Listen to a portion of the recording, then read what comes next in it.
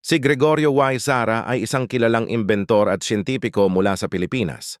Ang ilan sa kanyang mga natatanging imbensyon at kontribusyon ay Aero Engine. Nakagawa siya ng isang airplane engine na tumakbo sa plain alcohol bilang fuel. Solar Energy Devices. Nakagawa siya ng mga device na gumagamit ng solar energy tulad ng solar water heater, solar stove at solar battery. Si Gregorio Y. Zara ay ipinanganak noong Marso 8, 1902 sa Lipa, Batangas. Siya ay nagtapos ng Mechanical Engineering sa Massachusetts Institute of Technology at nakakuha ng master's degree sa Aeronautical Engineering sa University of Michigan.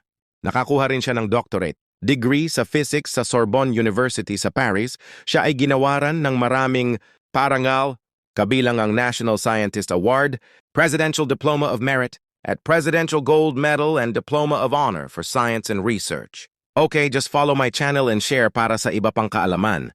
Thank you and good day.